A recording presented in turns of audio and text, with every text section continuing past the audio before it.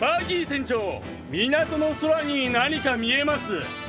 撃ち落とせ。I don't think I'm the only one in the fandom who didn't really think much of Buggy the Clown when he first showed up. I'd put him in the box of one of the many pirate antagonists that existed for Luffy to whoop their asses on his road to getting his first set of nakama and heading towards the Grand Line, which to me was where his journey really took off. I'd written of Buggy as belonging to the same annals that had Captain Kuro, Don Craig, Axe and Morgan, and to some extent, Arlong. Now, before you start commenting about how integral Arlong is to the Fishman Island arc and Jinbei, I know, that's why I said to some extent. So as I was saying, I'd written of Buggy after Luffy sent him flying off without the rest of his chopped up parts. I thought Buggy was donezo. Ha! Says a lot about what I knew, because then he kept popping up. We follow him as he meets up with my man Gaimon, which by the way was when I was like, you know what, Buggy is not that bad. I mean, anyone that Gaimon likes in my book can be two bag and egg, since Gaimon, as we can all agree, is a pretty good judge of character. So he meets up with Gaimon, gets picked up by Alvida, gets reunited with his crew, and we see just how much they actually love him. Of course, they aren't at the Straw Hat level of being willing to go to the ends of hell itself to save and help their captain and be with him. Few pirate crews are like that, but then again, other pirate crews don't have Monkey D. Luffy as their captain. But anyway, Buggy's crew does show a certain level of loyalty and love for him. And then we fast forward to Rogue Town, Impel Down, Marineford, and Buggy stopped being the joke. Or rather, the joke became just how well things seemed to work out for him as he gained prominence, a shit ton of powerful pirates who joined his crew, and the next thing we know is a Shishibukai, and then, spoiler alert for those who aren't caught up on the manga, a Yonko. And I've spent the last week trying to figure out how we got to this point, what Oda is thinking or has been planning, and exactly how on earth Buggy rose to this level. Now, I would like to state at this point that this is a lot of theorizing because I'm not a mind reader, but I'm drawing these theories from what we've read and seen in the story. Also, there will be spoilers for those not caught up. So if you're an anime only and hate spoilers, or you haven't caught up at all and don't want to be spoiled, then maybe consider skipping this video. Now, back to Buggy and exactly how Oda has written his character and why I think, although it is absolutely ludicrous and completely craptastic, it makes perfect sense considering the story we're following so far, that Buggy is now currently at Yonko level. I've seen a lot of people make their own theories. I particularly like Vinland's This Is Why Gorosei won Buggy's theory video, which I will link in the description box. And I've also seen people just ascribe it to Oda being as he always does and trolling the power scaling fans, whose camp is now in disarray, because if the conversation has always been Yonko is stronger than admirals, which is why the Marines needed both the admirals and the Shishibukai to keep them contained, then how do we justify Buggy, who was defeated by Luffy in the East Blue, making it to these hollowed ranks? Now, the easy response to the point would be that it is possible that Buggy had displayed an awesome hidden power when we were locked away with the Straw Hats, the Scabbards, the Hot Pirates, the Kid Pirates, Luffy and the rest of the samurai in Wano, and honestly, that could be it. But I feel a lot differently about that. I think that Buggy got his Yonko position fair and square, and when we examine the qualities the present batch of Yonkos have in common, it would hopefully be clearer to you as well. So if at any point anything I'm saying makes even a little bit of sense, then please consider liking this video, subscribe, turn on post notifications and share as well. Now we'll start things off with something Doflamingo mentions to Vice Admiral Suru when he's in chains and bound for Impel Down after his defeat in Dressrosa.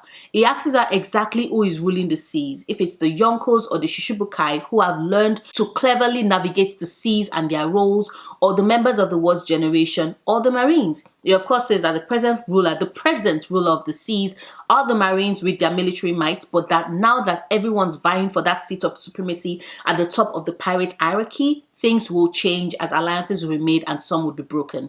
And we already saw that when we came into Wano. Luffy and Law's alliance was still strong and they brought in the samurai, the minks and the ninja to complete the alliance. We also saw his prophetic words come into being with Apu betraying Kid and Hawkins, the latter who then allied with Kaido to bring further damage to Kid in a bid to bring him to heel and under Kaido's control. With Doflamingo's words, we see someone who understands the system very well and has perfected the art of manipulating the system system, which is of course why he ascribes the quality of cleverness and intelligence to the Shishibukai, a group he had been a part of up until his defeat at the hands of Luffy. Now, I know some people have been complaining about Buggy's power boost in the story ever since he became a Shishibukai, as they just could not understand how someone like him could have made it to that position, and to them, Buggy becoming a Yonko just confirmed that they had been right all along.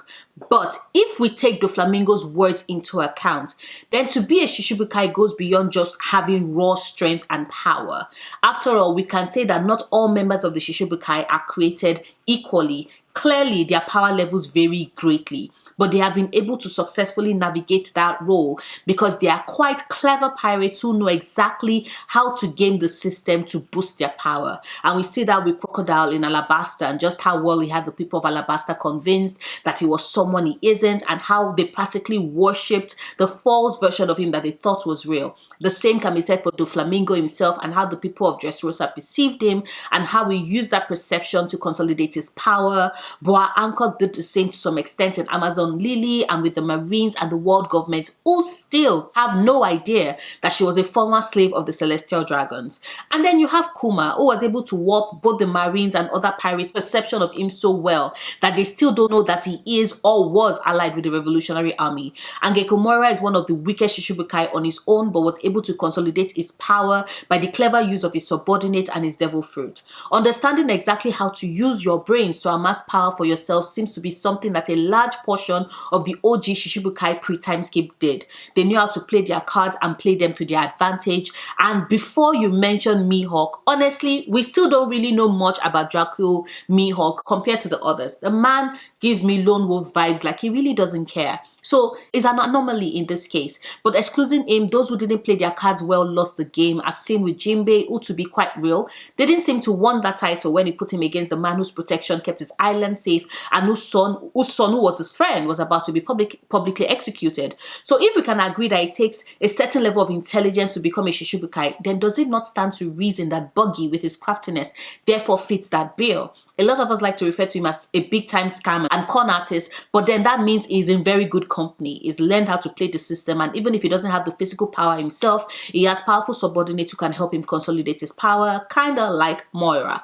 And if we examine the last of the pre-timeskip Shishibukai, Blackbeard, and follow his journey on how he went from being a Shishibukai who was able to play the long con and has amassed quite the following of strong commanders for his fleet, all the way to him now being a Yonko, then we can draw parallels between how Blackbeard went from a regular pirate to becoming a Shishibukai and then a Yonko to Buggy's own journey as well. With Blackbeard, he played Whitebeard, played the world government to gain access to Impel Down, where he then armed himself with the strongest and most powerful pirates in level 6, and Shiryu, of course, to join his crew. They escaped, went to Marineford, where Blackbeard stole. Whitebeard's devil fruit followed it up with fighting the rest of the Whitebeard pirates, claimed Whitebeard's former territories, and have since been amassing even more power and notoriety. Now, we know that Blackbeard used these underhanded ways to cement power for himself and used that to propel himself to the very top to hit Yonko status. The same can be said for Buggy as well, except his ways are not as underhanded. Rather, he's used his wits, is always ready to take on accolades and praise that don't belong to him. Hey, if you aren't going to claim it, he's going to use it. It's not like Luffy wants all that praise anyway, and Buggy knows when to shut his mouth when people are ascribing things to him that he's never done, or misinterpreting his actions to mean something utterly different than what he had planned. He's just been cleverly coasting and going with the flow of the times, which have managed to work out well for him.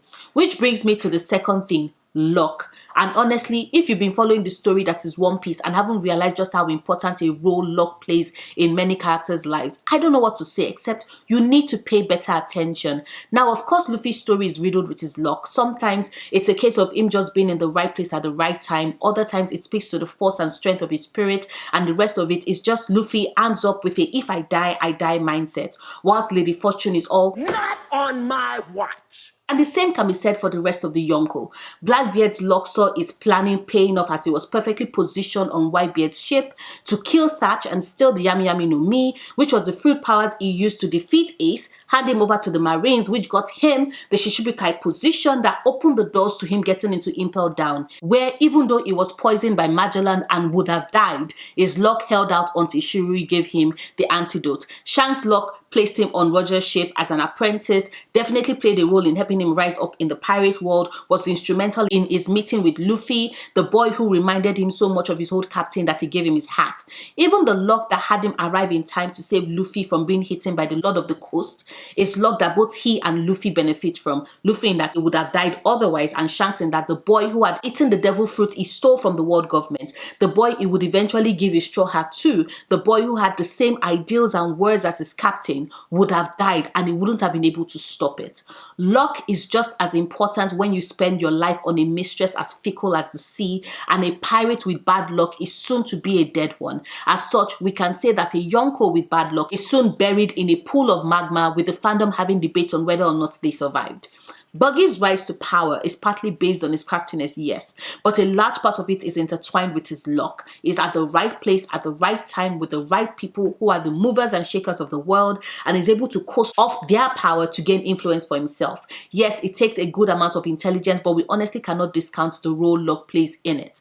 We also cannot ignore the role charisma has on this as well. And I know a lot of people have said several times that Blackbeard doesn't have charisma, but I beg to differ. His charisma might not be the happy light of Luffy's, but he's pretty charismatic to have his crew follow him the way they have for years. Yes, they are all in it to gain power for themselves, but the ability to sell a dream and a desire and infect people with that in the way that your dream becomes theirs, or they can see their dreams in what you want accomplished, is rooted in the charisma required to do such a heavy lifting and make such a convincing argument and sell it. And from the way that Blackbeard still has his people following him, we can say he has that down pat. Shanks, of course, is pretty obvious. I mean, the man had the charisma to step into the middle of a war and have both sides not only stop fighting, but listen to him and go their separate ways. The red-haired pirates have a presence, and we see that reflected perfectly in their captain with his missing arm and the scar across his eyes. Shanks speaks and the world listens, both marines and pirates, and that speaks for itself. And of course, like, Luffy is charisma personified. I mean, look at him. He picks up allies effortlessly as he goes along, getting everybody to buy into his dreams and goals, even former foes. And we're able to see Buggy's charisma in full force with how the escaped prisoners from Impel Down hang on his every word, making him some kind of messiah in their eyes. Say what you will about him, but that is charisma in action. It's not the most logical of things, but the man has his following, and that is something the gorosei fears. Powerful pirates with subordinates who seem to keep bouncing back, who never stay dead, who fate seems desperate to keep alive, and who have the charisma to lead people to follow them either into the depths of hell or to upend an entire system. And Buggy, even though he's a literal clown, fits all that to a T. He fits it, which is why they're scared and probably confused as fuck, and why he's on that list. I mean, the gorosei are probably running all over the place right now. Between Blackbeard, who played them and is now a major threat with powers that can destroy the whole world, to the small boy from the East Blue who they had ignored all this while only to discover that he has awakened a devil fruit that hasn't awoken in 800 years. To this clown who has a powerful group of subordinates who escaped from the inescapable Impel Down, was present at Marineford, escaped it with Red-Head Shanks, who it turned out he had known for years since they were both much younger and both apprentices on Rogers' ship, someone who even when they had him surrounded after the Shishibukai system was disbanded, clearly still survived. I do believe that just like everyone else on the new Yonko list that has the gorosei befuddled, except for maybe Shanks. But then again, I'm pretty sure that somewhere in the gorosei's minds, they are still not very sure of what Shanks' deal is. Like the rest of the fandom. But just like everyone on that list has them befuddled, Buggy has them befuddled too. They cannot figure out any of them, and that is why Buggy made the list. The new Yonkos have consolidated power that can wreck the world, Lady Luck on their side that seems to want them alive and thriving, the charisma to keep pulling people to support them, and an audacious disregard for the gorosei's power. That is a recipe for a revolution that would burn down their world as it currently exists. Now, if you are curious as to what sets aside the OG Yonkos from this present newish set of Yonkos, I do have another video in the works that addresses that. So keep an eye out, subscribe to the channel, like this video, share it, and wait for the new video to drop. Peace.